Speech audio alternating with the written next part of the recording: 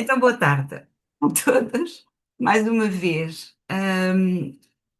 eu queria partilhar convosco esta experiência no CPR, que na verdade é uma longa experiência, porque quando comecei há quase 30 anos, na verdade o número de pedidos de proteção internacional era muito baixo, como ainda hoje é, na verdade, comparativamente com outros países, mas no caso, no virar do milénio, os números não chegavam a 200 e, portanto, eram números muito baixos, mas a diversidade linguística já era elevada porque eram 30 nacionalidades. E isso é para dizer que a diversidade em sala de aula sempre existiu, no CPR. E é dessa experiência, digamos, em contacto continuado com pessoas que falam línguas que eu não falo, que eu desconheço, como árabe, farsi, dari, tigrínia, amárico, a Swahili, bambará, pessoas que não falam línguas de comunicação, como eu falo e se calhar todos nós, o francês ou o inglês, e pessoas também que não conhecem uma palavra da nossa língua, embora hoje em dia, com os tradutores online, há também, por vezes, a tentativa tímida e sorridente de querer articular já uma expressão bom dia, em português. Hum, essa, é essa experiência que vou aqui partilhar convosco, uma experiência que me foi também sempre desafiando à reflexão, ao estudo e a uma prática dinâmica. Este, ok, desculpem, queria, está aqui um, muito bem. Esta imagem mostra também, espelha realmente essa diversidade, que é a palavra paz em muitas línguas e que, na verdade, é um desejo de todos nós no dia a dia. E leva-me, logo para estas principais especificidades do ensino-aprendizagem da língua portuguesa no CPR. Portanto, pessoas de proveniências muito diferentes, de idades muito diferentes, percursos formativos muito diferentes. Portanto, há que reconhecer essa diversidade, há que agir para a inclusão de quem acolhemos. E por isso temos também de procurar aprender mais sobre diferentes culturas, procurar não fazer juízos apressados, não generalizar, respeitar a identidade cultural dos alunos. Também importa sempre termos presente que há traumas vividos pelos alunos e que podem povoar a sala de aula.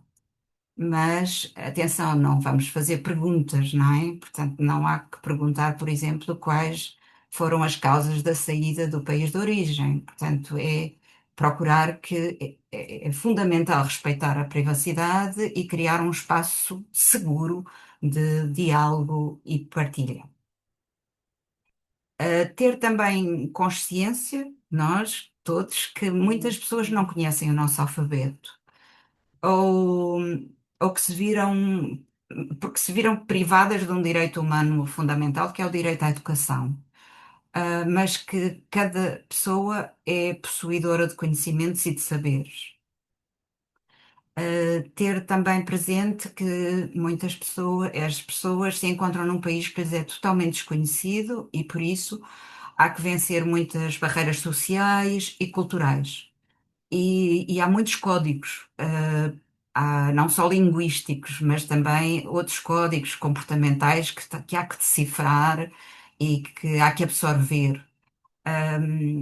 Sei lá, uma roupa diferente para um clima diferente, comida diferente, formas de interagir, de saudar diferentes.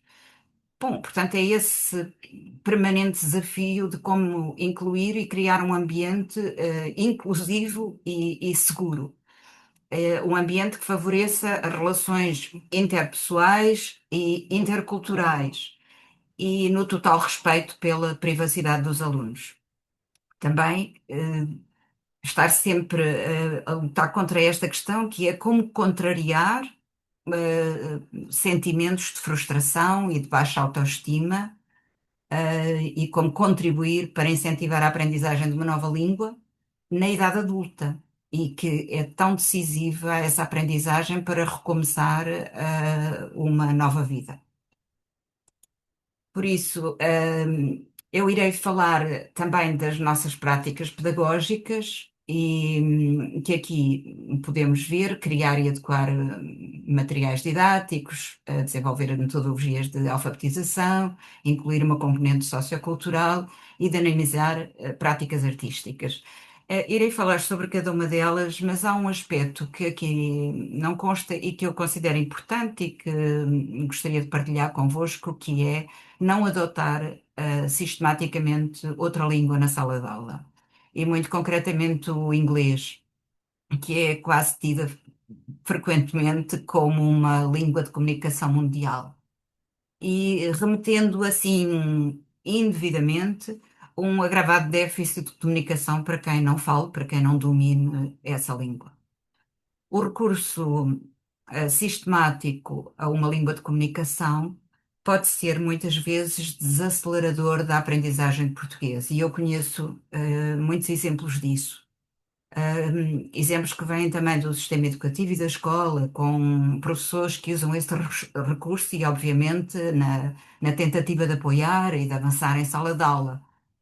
Mas são também, por exemplo, os pares, não é? Portanto, os colegas. É muito importante envolver os colegas na comunicação em português com os colegas dos outros países, porque os pares são muito importantes para contrariar o isolamento e a solidão inicial. E eu penso que são naturalmente, de uma forma muito natural, são promotores, porque conseguem promover o gosto pela língua portuguesa e impulsionar a comunicação em português. Por isso, e na verdade também se a cultura da escola se pretende acolhedora, afetiva, diversa e inclusiva, também o deve ser em relação à imersão linguística.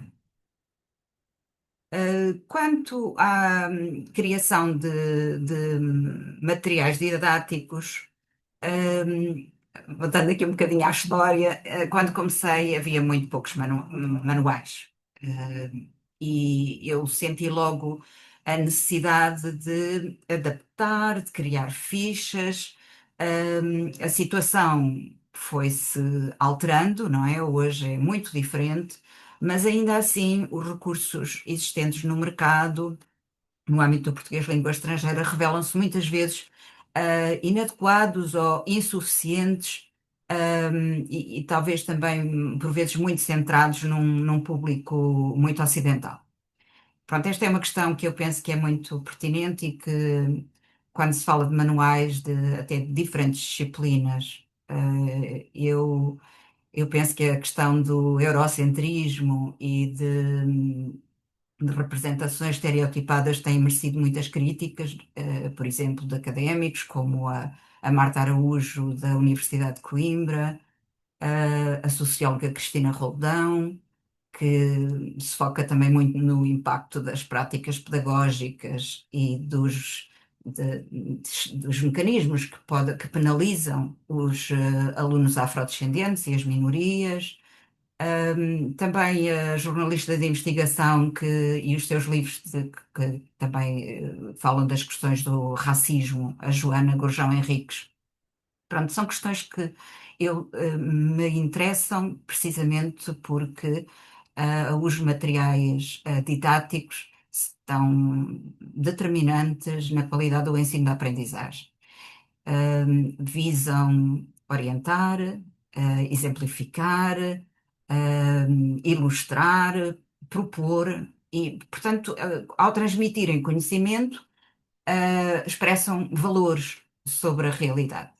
E, nesse sentido, a criação e a adequação de materiais didáticos tem sido sempre uma grande tarefa, querendo que estes suportes didáticos do PLE no CPR se rejam por valores fundamentais, se baseiem numa sociedade respeitadora dos direitos humanos, uma sociedade plural, que valorize a diversidade humana, que seja inclusiva, que não veicule ou reforce estereótipos, preconceitos sociais e culturais.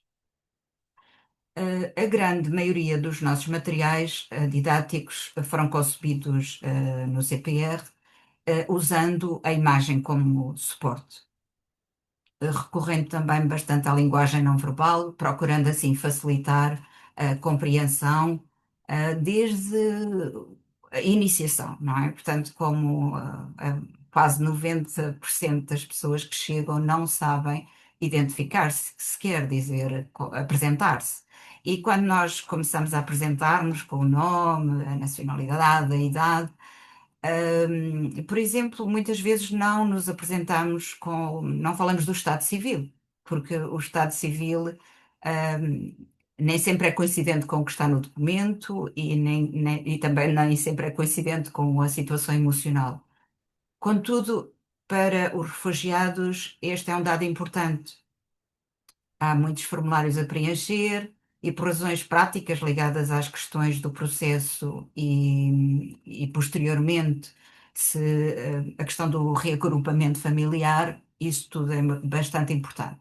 Portanto, além disso, o Estado Civil está também ligado às questões da orientação sexual e ao casamento entre pessoas do mesmo sexo, e muitas pessoas pedem proteção a Portugal, movidas por perseguição e discriminação violenta, no seu país de origem.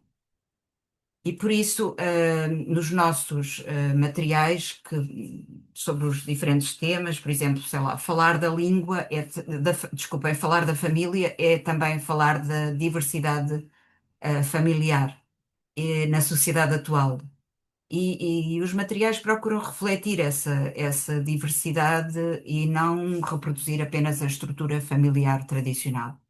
Isso também, mais uma vez, chegam muitas famílias monoparentais, que por razões de guerra e de perda, mas por muitas outras razões. Há mulheres que fogem com as suas filhas, procurando que elas escapem à mutilação genital feminina. Hum, No caso, por exemplo, desta ficha que está ao lado, um pedacinho desta ficha sobre as profissões, como devem imaginar, há muitas e diversas profissões, de pessoas que chegam a Portugal, mas também nos nossos materiais procuramos refletir a diversidade na área profissional e contrariar estereótipos e representações, sociais discriminatórias ligadas ao género ou à cor da pele, porque chegam pessoas mesmo muito diferentes. A heterogeneidade existe a todos os níveis. Existe também ao nível das qualificações académicas. Chegam pessoas muito qualificadas, com qualificação média, mas também quem nunca tenha aprendido a ler e a escrever, ou que tenha uma breve escolarização, que pode ser num outro alfabeto, como por exemplo o árabe, ou num outro sistema de escrita. E nesta nossa era, não é? Na era da informação, das plataformas digitais, da inteligência artificial, são muitos milhões os excluídos ainda e muitos são ainda muito jovens, já nascidos neste milénio. Por isso, aqui na nossa sala, somos muitos, mas todos tivemos acesso à educação. E se nos encontrássemos noutra parte do mundo, em situação vulnerável, claro, é essa questão também, que é não como um turista, mas se estivéssemos num lugar em que completamente desconhecido, nos dessem uma lista para, para assinar num alfabeto desconhecido. Por exemplo, no meu caso, o alfabeto árabe, que não conheço, eu, eu conseguiria identificar o meu nome aqui. Vocês conseguiriam, se não conhecerem o alfabeto árabe, mesmo se por acaso o identificarem, eu conseguiria reescrever o meu nome sem olhar, sem fazer quase como um desenho.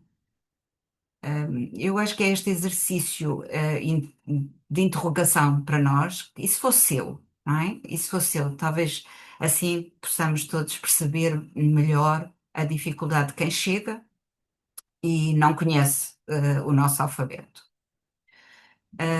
E esta questão da dignidade da pessoa que não sabe ler nem escrever, foi realmente algo que me impeliu a agir logo quando comecei a dar aulas, no CPR. Portanto, a oferta era muito ligada às juntas de freguesia, que tinham cursos de alfabetização para falantes de português. Mas percebia que não era esse, não era indo por aí, pesquisei muito, centrei-me também sobretudo em Paulo Freire, que era uma grande referência da alfabetização no pós-25 de Abril, mas esta metodologia também se dirigia a falantes da sua língua materna. E compreendi, claro, que a intervenção tinha que ser diferente, que era minha, como professora, e também era desafiante para mim sobretudo, para as pessoas falantes de outras línguas. E por isso fui desenvolvendo ao longo dos anos e aplicando uma metodologia que tendo como suporte fundamental a imagem. Hoje, com a internet e a inteligência artificial, enfim, ajuda, mas a alfabetização de adultos falantes de outras línguas é mesmo um grande desafio. E para quem teve esta experiência, sabem do que eu falo. É muito difícil para compreender que cada letra do alfabeto se pode escrever com maiúsculas, minúsculas, que há muitas maneiras de as escrever. Hum, Enfim, escrever o nome, usando a linha, pode ser já um grande desafio no início. Hum, Portanto, ter aí a maiúscula inicial, no nome, enfim, é um desafio muito, muito grande e que, quando se inicia, importa que as primeiras palavras pertençam ao universo vocabular dos aprendentes, porque senão não fica claramente, não é claramente reconhecida a imagem. Daí agora as primeiras fichas. Eu não disse, mas este caderno tem 115 fichas que podem ser, que estão podem ver também este link que aí está e que está no site do CPR, este caderno, portanto é em PDF, é acessível. Ahm, e que estão ligadas a várias áreas temáticas, o vestuário, o calçado, a alimentação, a casa, animais. Portanto, como esta é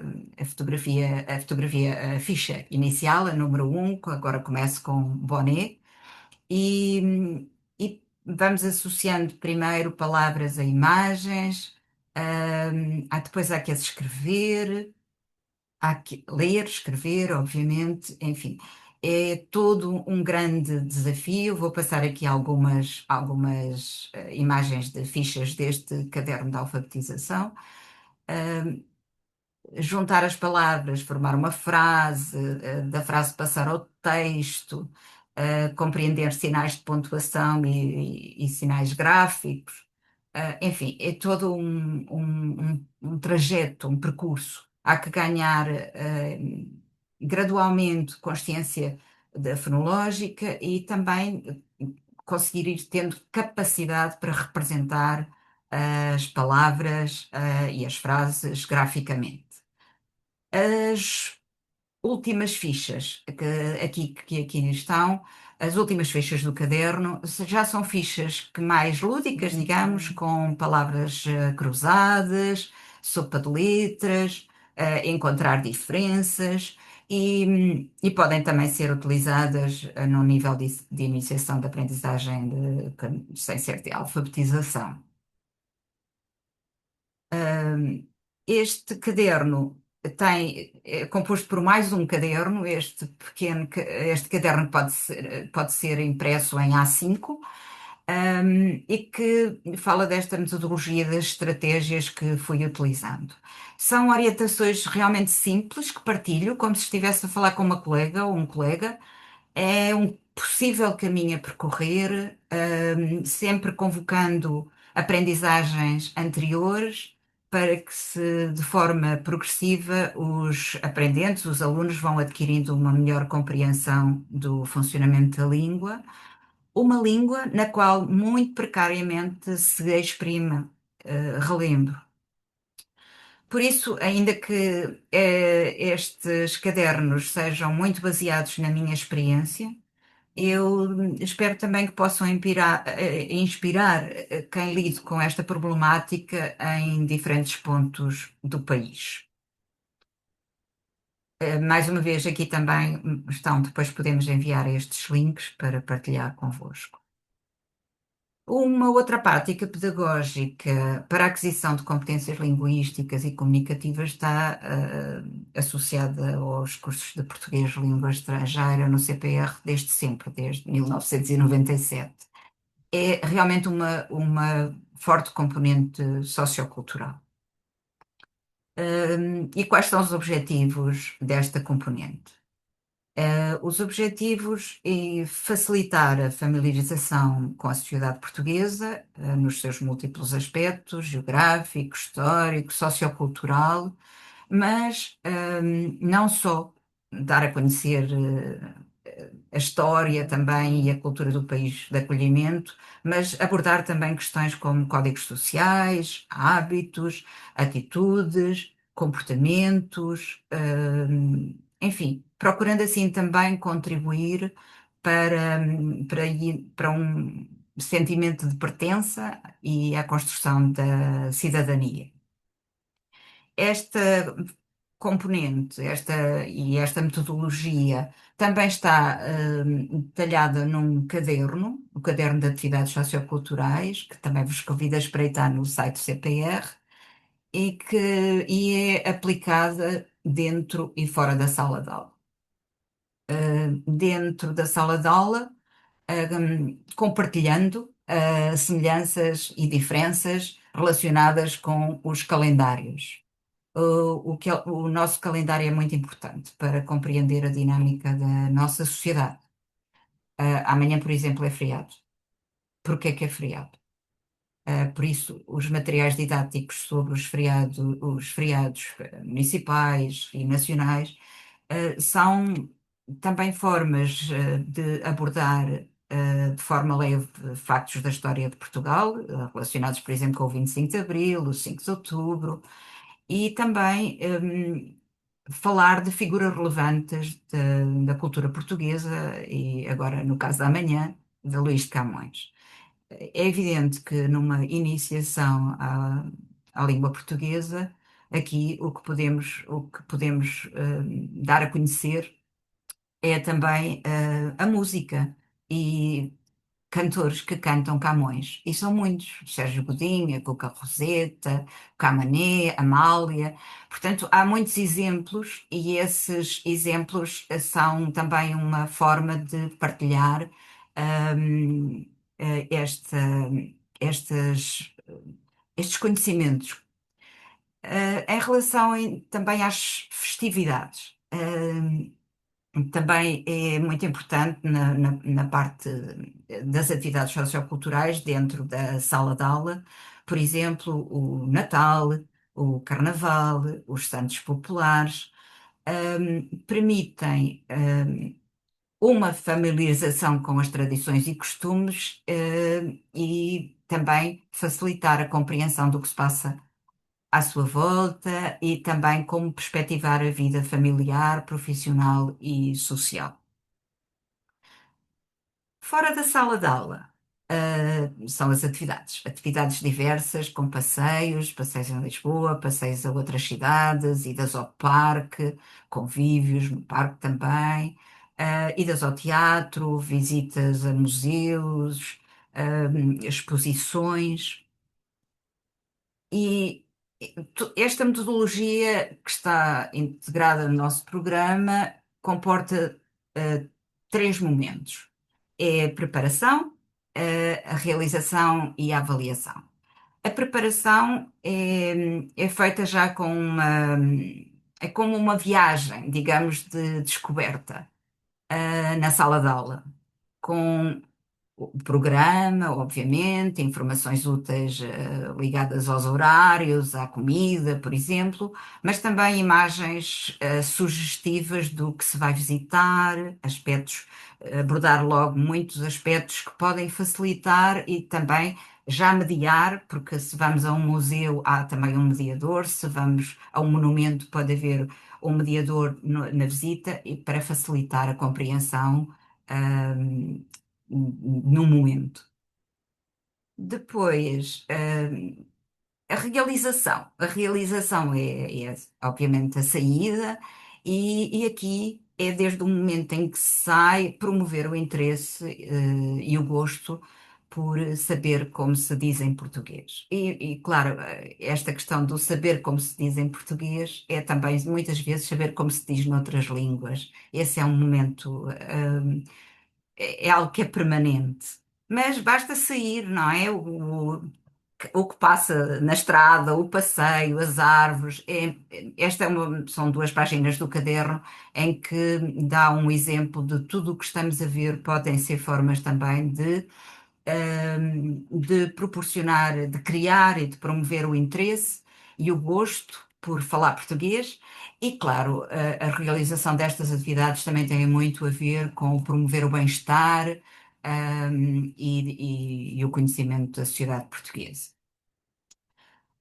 Um terceiro momento, que chamamos de avaliação, mas é muito mais do que isso, portanto, a apresentação de fotografias, e vídeos desse dia que tira o professor, tiram os alunos, podemos juntar numa apresentação e comentam-se as fotografias, revisitam-se os locais, partilham-se emoções.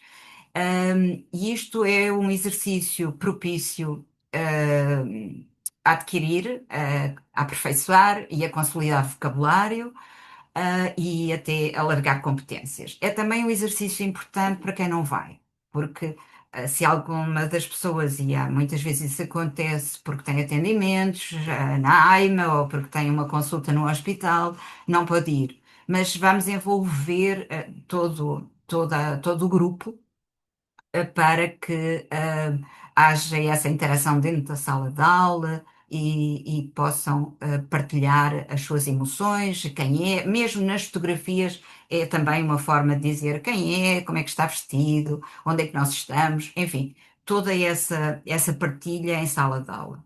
E esta metodologia, digamos, pode ser aplicada em todos os níveis de proficiência da língua. É claro, também pode haver um exercício mais de narrativa do dia. Aqui há um exemplo no quadro em que estamos ainda a falar, no presente, não é? Porque estamos com alunos de uma fase de iniciação da língua, mas em que, através, da narrativa, também estamos todos envolvidos nesta aprendizagem. Ahm, Portanto, ao longo dos anos, destes anos, são inúmeras as saídas, os passeios, graças à generosidade também de muitas entidades, e a parcerias que vamos estabelecendo, parcerias com entidades culturais e artísticas. Uh, uma das parcerias que desenvolvemos, foi com o Museu Carlos de Gulbenkian. Um, também participei nesta consultoria, digamos, mas é um programa que se chama Aquele Conto, que é dos serviços educativos do museu e que é uma iniciativa dirigida a professores e alunos durante o período escolar. Este programa inclui, e também, mais uma vez, aqui está o link para que possam consultar, recursos de preparação, uma apresentação em PowerPoint, um tutorial para o professor, fichas para os alunos.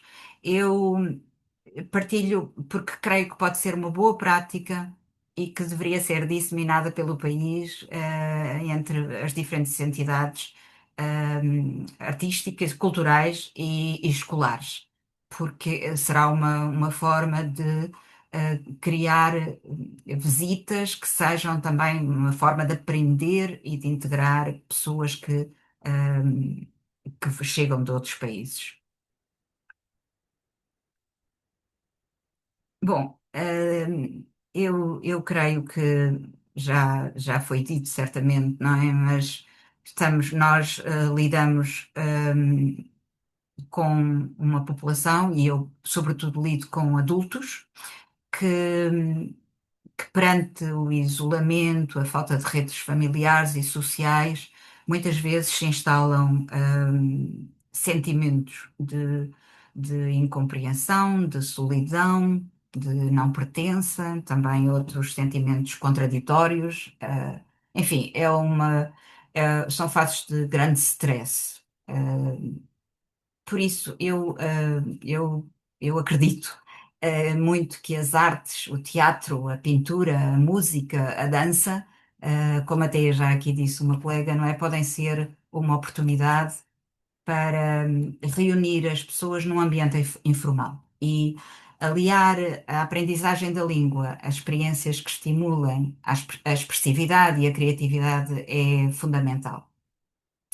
O trabalho, o teatro, desculpem, o teatro trabalha a comunicação através da palavra e do corpo. E isso implica logo um maior envolvimento da pessoa. Eu falo-vos do teatro e vou aqui falar do teatro porque há uma longa história das práticas teatrais aliadas à aprendizagem da língua no CPR. Convido-vos a espreitar também este capítulo no caderno de atividades socioculturais.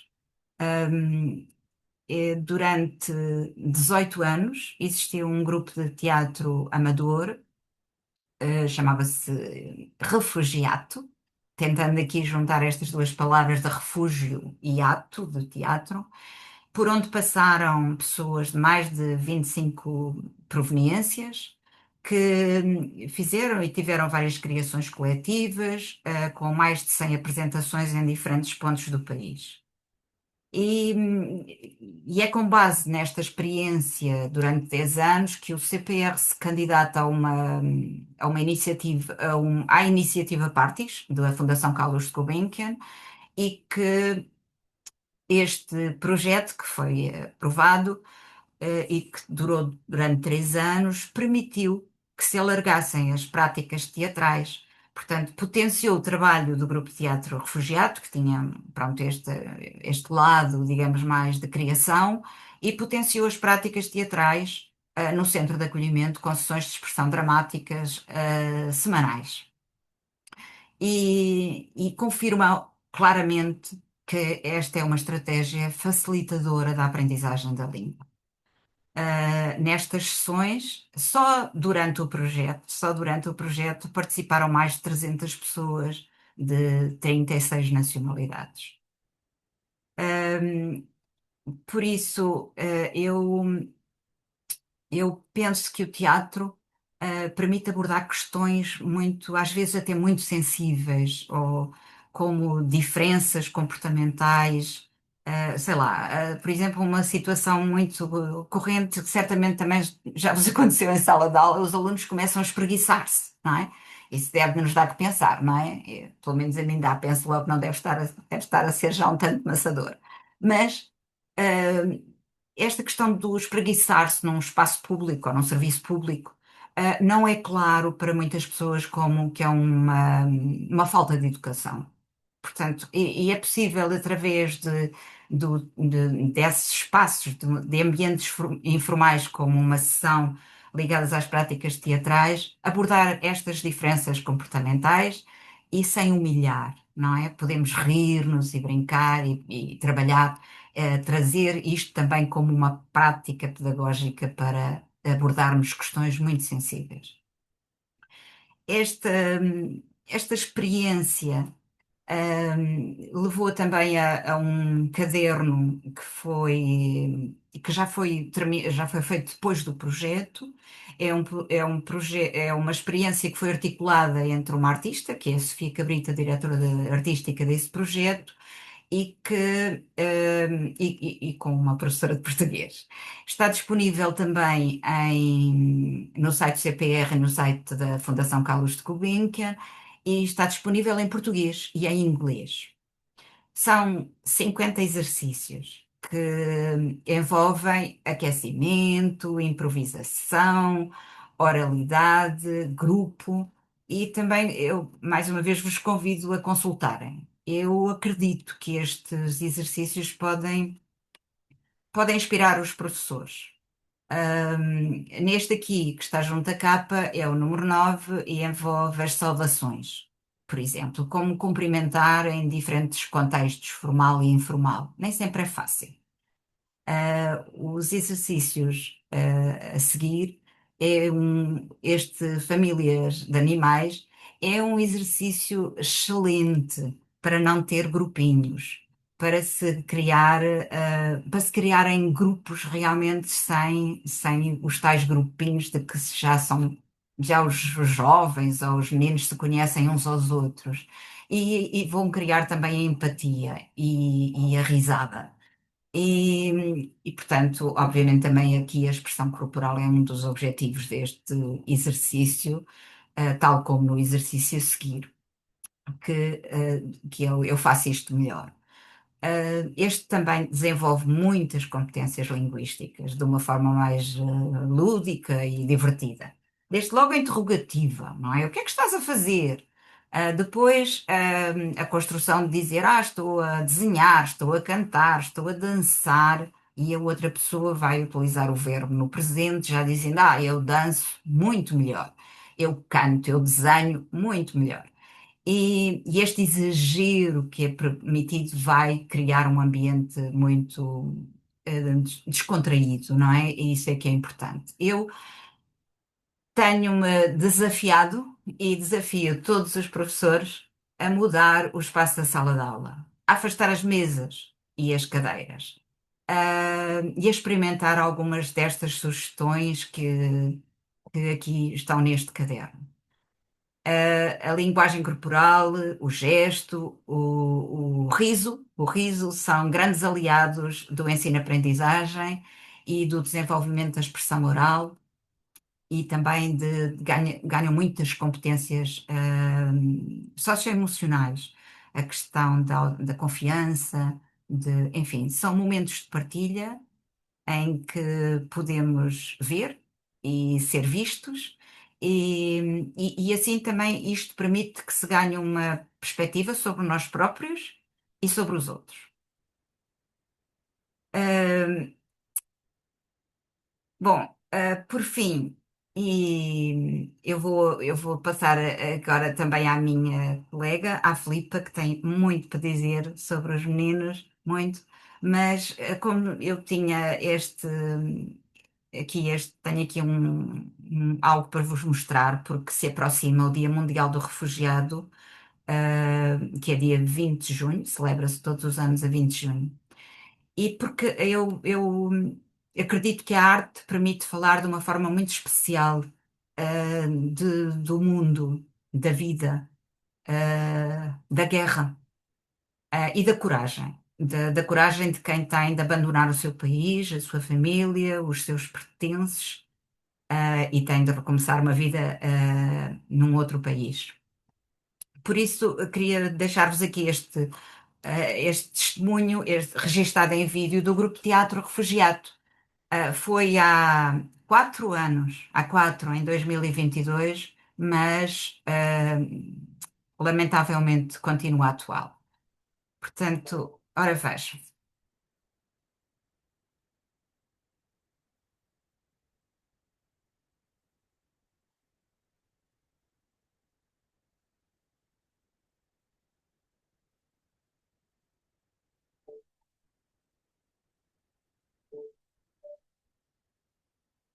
Agora, agora sem máscaras.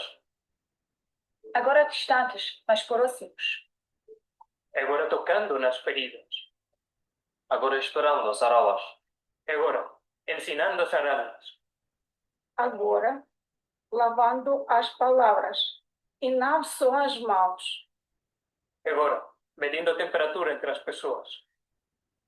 Agora acrescentando uma coluna de mortos em combate à coluna mortos de Covid. Agora acrescentando uma coluna mortos civis à coluna mortos militares. Agora acrescentando uma coluna refugiados à coluna internados. Agora lavando as mãos com sabão azul. Agora lavando as mãos com sabão amarelo. Agora daí lavar as minhas mãos. Agora pegou petróleo ao pequeno almoço. Agora desligou a televisão e ligou o coração. Agora guardando a máscara para a próxima representação. Agora metendo os pés pelas mãos, mas falando sempre a voz.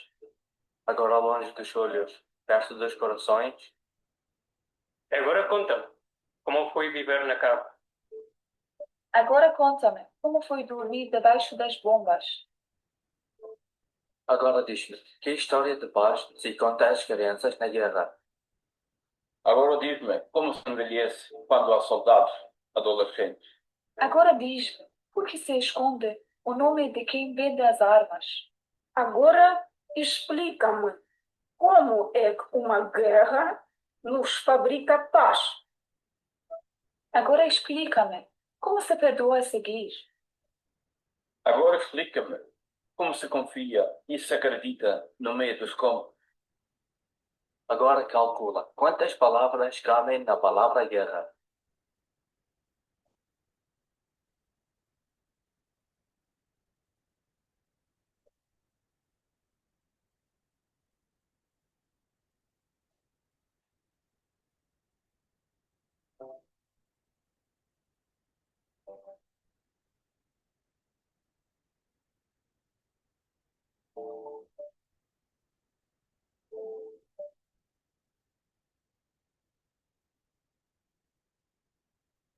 Ok. Hum. Obrigada a todos. Obrigada, Isabel. Ahm, Vamos passar agora já à Filipa e peço uma síntese muito breve. Peço à Sim. Filipa, peço desculpa, mas Ouvem-me? queríamos Ouvem-me? deixar. Sim, sim, sim. Perfeito. Ok. Conseguimos ouvir agora a Tudo Filipa. tranquilo, tudo tranquilo. Pelo menos uns 10 minutinhos para depois, se alguém quiser perguntar alguma, fazer alguma questão, está bem? Está Obrigada. bem, sem problema, Ana. Bom, em primeiro lugar, eu sou a Filipa, sou do Conselho Português para os Refugiados. A minha formação base também é educadora de infância, como a Ana. Fui trabalhar para o CPR em 2008 e desde aí tem sido um percurso muito importante. Vou-vos falar um pouco mais da minha experiência com creche e pré-escolar, porque o CPR tem uma creche e pré-escolar que fica ao lado de um centro de acolhimento. E realmente eu não me importo nada de falar menos, porque ouvir a Isabel é sempre uma inspiração, por isso, sem problema. Esta turma intercultural é algo que cada vez mais tem acontecido no nosso país, e ainda bem, porque, como a Ana disse, a diferença tem que ser vista como um recurso pedagógico e não como um problema, como uma dificuldade. As nossas crianças são refugiadas, mas também são da comunidade local. E nesta comunidade local, que é uma comunidade de acolhimento, constroem laços, partilham culturas, riqueza, há sempre muito a aprender, tanto com eles como com os locais. Podes passar, Leonor. Então, a nossa definição é que esta educação intercultural é uma abordagem que reconhece, valoriza, acima de tudo, e promove esta diversidade cultural dentro do ambiente de aprendizagem. Tal como já foi dito aqui, através da partilha de experiências, de línguas, tradições, formas de ver o mundo, queremos construir o quê? Relações significativas, o desenvolvimento do sentimento de pertença, isto é base, e cada vez mais se sabe, através de artigos científicos, que o sentimento de pertença é fundamental para que as pessoas se sintam bem e plenas.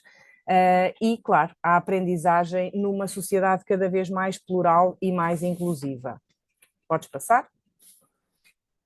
Não sei se tinham ideia ou não, mas penso que houve outros colegas que já abordaram esta temática. Segundo a Unicef, existem cerca de 43 milhões de crianças refugiadas no mundo. 40% dessas crianças são deslocadas internamente devido aos conflitos e à violência. E o número de crianças forçadas a fugir de suas casas tem aumentado a um ritmo alarmante há mais de uma década, e a nossa capacidade global de resposta está cada vez sob uma pressão mais forte, devido também às políticas que têm havido.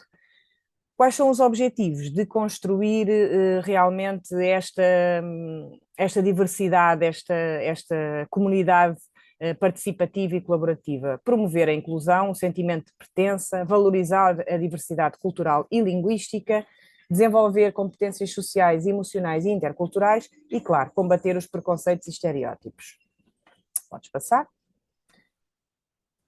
Aqui eu penso que é fundamental nós conseguirmos o apoio das famílias, porque as crianças nestas idades, como já vários colegas disseram, são muito permeáveis e há uma facilidade muito grande por parte das crianças em aceitar as outras crianças, porque para eles são crianças iguais a eles, não veem as diferenças que nós adultos já vemos. E por isso mesmo há coisas extremamente importantes. Houve aqui algumas palavras que foram sublinhadas exatamente para lhes dar algum destaque, mas eu diria que a primeira base de todas com as famílias refugiadas, bem como com as outras, é realmente criar uma relação de confiança e empatia, porque se isso não acontecer, as crianças não se vão sentir seguras, as famílias também não. Eles vêm de um percurso quase todos muito sofrido, com muitos traumas, e a aprendizagem, efetivamente, também sei que houve uma colega que falou sobre isso, as crianças não estão com a mesma disponibilidade para aprender como as crianças que que tenham vivido uma vida como a maioria de nós conhece. Por isso mesmo, esta relação de confiança é fundamental. É preciso lembrar-nos de uma coisa muito importante, que é muito mais aquilo que nos une do que aquilo que nos separa. E esses pontos de convergência ajudam efetivamente a que haja uma maior percepção do outro. Acima de tudo, eu acho que é importante que os educadores e professores que trabalham na realidade das escolas interculturais, que percebam que às vezes nós levamos para a relação alguns preconceitos. E, em primeiro lugar, tal como já foi dito, eu acho que nós temos que ter espaço para fazer uma reflexão. O tempo nunca é suficiente, nunca temos a disponibilidade que gostaríamos, mas é fundamental que o façamos, porque se isso não acontecer, não vamos conseguir que a escola intercultural seja aquilo que nós desejamos. Leonor, podes avançar? Exato. E porque é que é importante a questão das famílias refugiadas e também das outras? É muito importante a identidade e a experiência que cada criança traz da sua família, não é? A bagagem que nós trazemos é fundamental. É importante que as crianças e os pais compreendam que estão dentro de um espaço seguro, de um espaço onde podem dizer a verdade, de um espaço onde podem sentir-se confortáveis e sentirem-se bem. Claro, evidente que um dos grandes desafios é a barreira linguística, como a Isabel falou, e muito bem, a instabilidade e a fragilidade emocional que estas famílias trazem e que as crianças trazem por acréscimo, e há uma dificuldade realmente inicial na criança do vínculo e no sentimento de pertença, porque nós temos dois tipos de famílias refugiadas. Famílias que estiveram e que têm uma educação formal elevada, portanto, que fizeram faculdade, que estiveram nas universidades, e essas querem muito que as crianças estejam na escola, e temos as outras famílias que não tiveram acesso a este tipo de educação formal, mas que não é isso que desejam para os seus filhos. Querem muito, tanto ou mais do que as outras, que eles estejam na escola. E isso é algo que nós devemos valorizar. Cada família só nos dá o máximo que tem para dar. E nós temos que olhar para cada uma delas com individualidade. Claro que não há só desafios, há também as potencialidades. Há um enriquecimento enorme do contexto educativo, a promoção de valores diferentes e, acima de tudo, um desenvolvimento de uma comunidade coesa, colaborativa e sensível às diferenças. Passa, Leonor.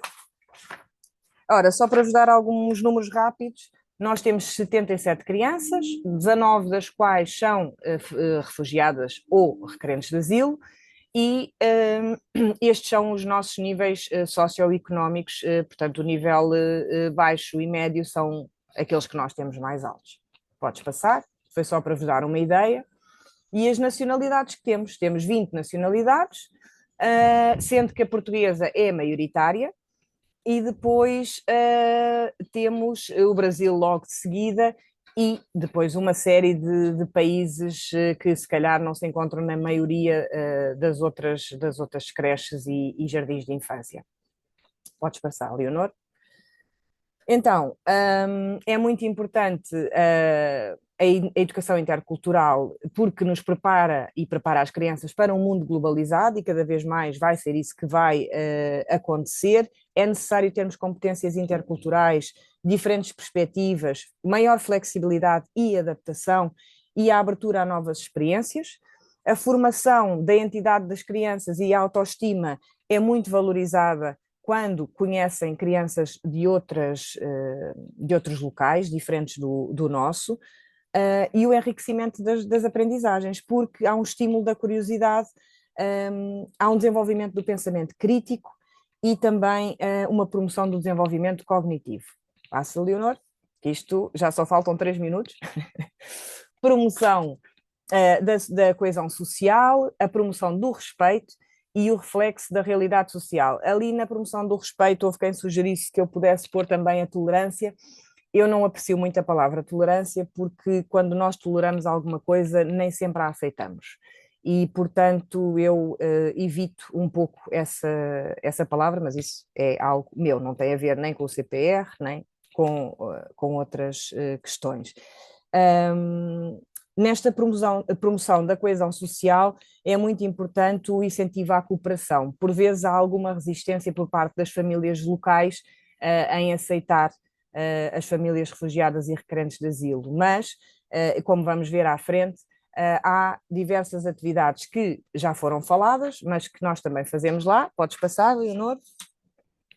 No Espaço a Criança e no CPR, em que, claro, temos vários momentos de literatura, história, contos, música e dança que nós pedimos às famílias para o fazer, porque mais do que utilizarmos o computador como um recurso, porque também utilizamos, o mais fácil para nós é pedir às famílias que venham e que tenham a disponibilidade de mostrar às crianças como é que se faz no país de origem.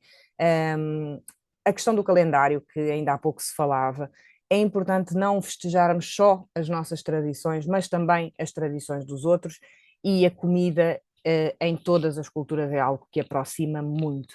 Portanto, é tentar que a nossa sala também, a nossa sala de atividade tenha uma decoração temática, não ser só com a identidade portuguesa, mas também que reflita as outras identidades do grupo. Podes passar, Leonardo. Ora, mais algumas coisas para ter em sala: brinquedos e jogos de várias culturas, artes e artesanato e recursos visuais. As artes são fundamentais na integração, porque a arte é uma expressão universal, seja ela a música, a pintura, o desenho, são sempre expressões universais e que todos compreendem.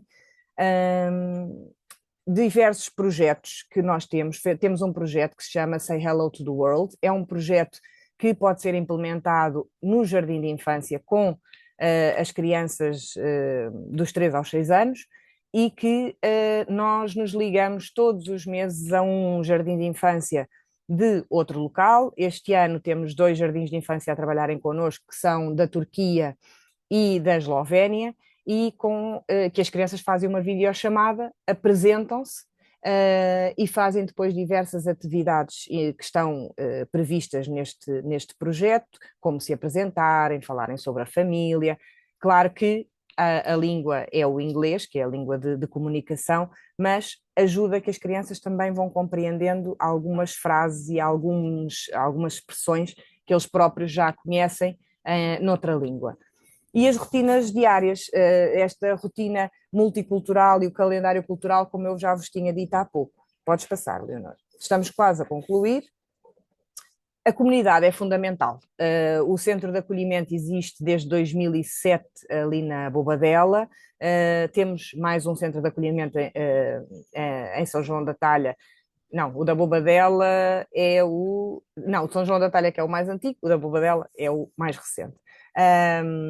E o que é que acontece? Temos a participação da comunidade, começam cada vez mais a perceber que as famílias e as crianças refugiadas são como nós, têm as mesmas vontades, os mesmos direitos, e por isso, para se conseguir chegar às famílias e à comunidade, o ambiente escolar deve ser inclusivo e acolhedor, e demonstrando sempre, claro, empatia e respeito pelo outro. A questão maior é que nós todos devemos estar a pensar, porque não é algo natural. Para nós planearmos as atividades que sejam interculturais, que falem dos outros países, isto tem que ser algo pensado. Portanto, tem que haver este espaço de reflexão. Podes passar, Leonor. Ora, desafios e soluções. Os desafios, como já falámos, o preconceito e os estereótipos, não é? A formação contínua como solução, a literatura e os recursos diversificados, e termos os grupos de discussão aberta mesmo dentro da instituição. É muito importante nós falarmos com os nossos pares sobre aquilo que se passa dentro de nós.